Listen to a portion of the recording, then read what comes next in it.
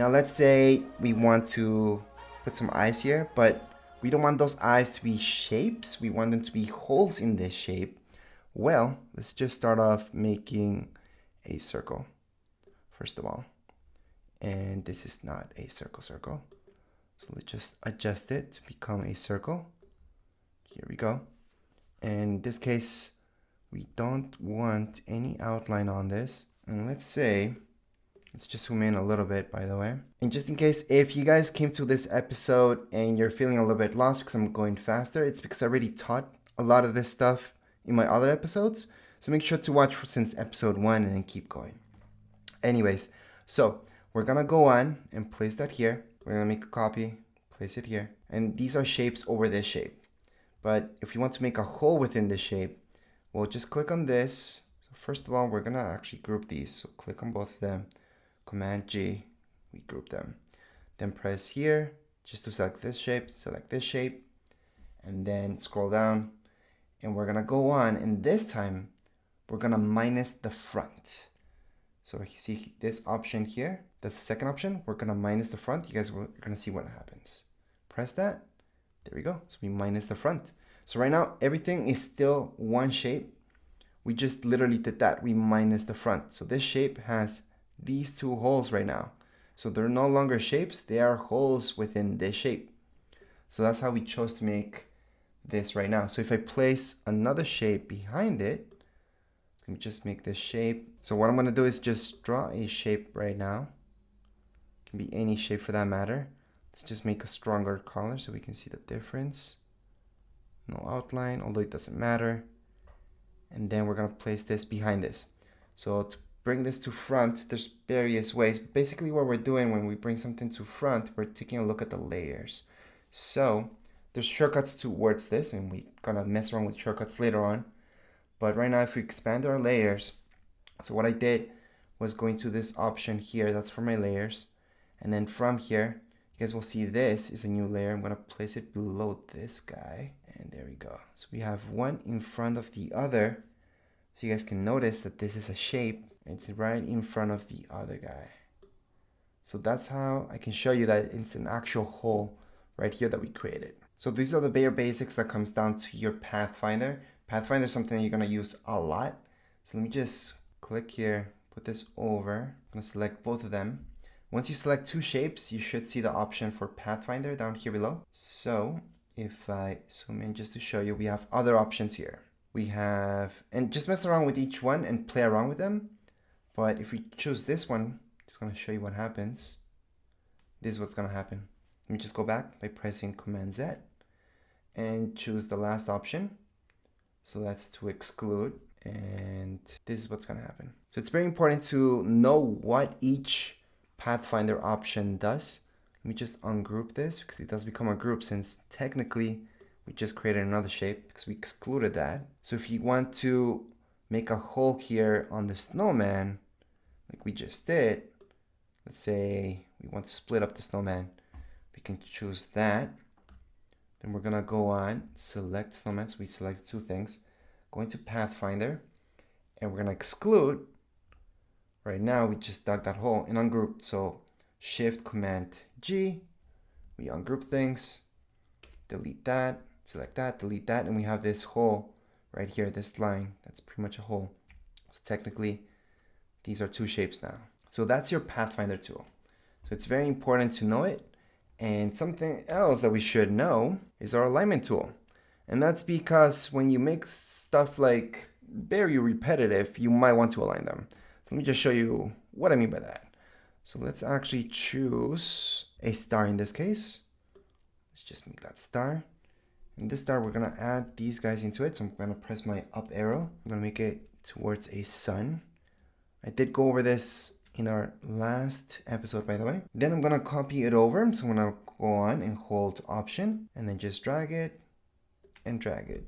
Now let's say they're all over the place, and we want to align these guys. Well, select them all, and then we have our alignment tool right here. So that's on the bottom. Scroll down a little bit. Let me just put this away for now. And our alignment tool. There's so many ways to align this. So we're gonna go over each one so you guys can see what happens. So we're gonna align it this way first. This way, we wouldn't see difference at this point, since we should press Command Z, then choose our second one, Command Z. You guys can see this alignment, Command Z, this alignment. So there we go, we have them lined up to the top. And then we have vertical alignment. So I'm gonna press Command Z, this alignment, that's a vertical alignment, which wouldn't make sense in this case, I know. Then we have our vertical alignment bottom, and there we go. So that's each option for alignment. That's the quick way to align things, so you don't have to do it yourself. And of course, there's lots more options for alignment. So you guys will notice these three dots, click on them, and you're gonna see how to distribute and align things just in different ways. So just go throughout each one and see what each one does. But of course, this is to distribute objects, so you might not even see a change right now. But if we take them apart from each other, we should see something happening. So we just place these guys here, and you're gonna mess around with this, especially when you're messing around with text or more complicated objects. We choose this, or this, or this, or this. It's gonna distribute our anchor points. So right now you guys can actually see what's going on. But anyways, I'm gonna press Command Z, and that's so you guys know exactly how to handle the alignment tool. However, you're most likely just gonna be messing around with the basics, just aligning everything together. So you wanna take all these things and just like do a quick alignment. So we're gonna choose all these guys and do something like a vertical top to align them. And there you go. To equally space them out, select them all. Go into more options and then distribute objects.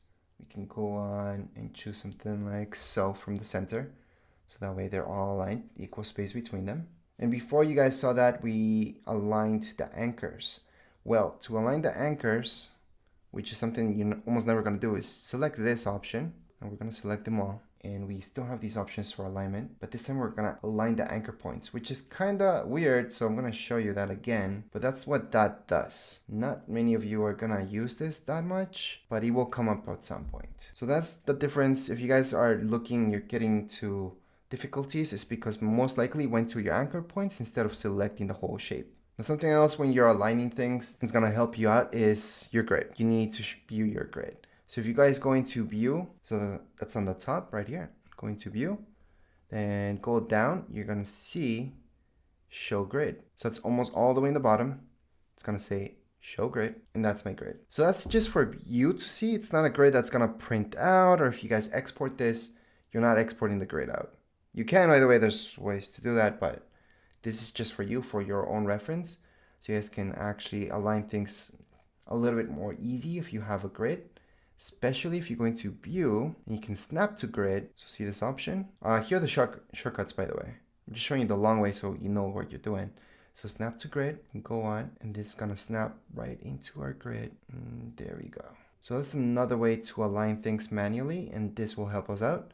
We can always go into view and hide our grid, and there we go. Now if you created a bunch of shapes, again, I showed you that, just select them, press Command G, and we can just click anywhere, and you can move them all together. And then Shift Command G to ungroup them, so you can just press on one individually and move it out of there. So once we get into more complicated shapes, we got this kitty cat that I made. It's a little bit more complex. You guys will be able to manage this and edit it a lot easier now that you guys know how to handle the Pathfinder and adjust things. All right, so if you ever have to edit a shape like so, you're gonna understand that sometimes when you click on it, it might be all grouped together.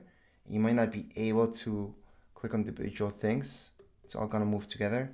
But if you ungroup it, so let's select it and ungroup it with Shift Command G, then you can select individual parts and just change them up. So I can take this out, for example, put it back in. I can change the color just by going there, make it darker. Maybe I want it darker. Click out, and there you go.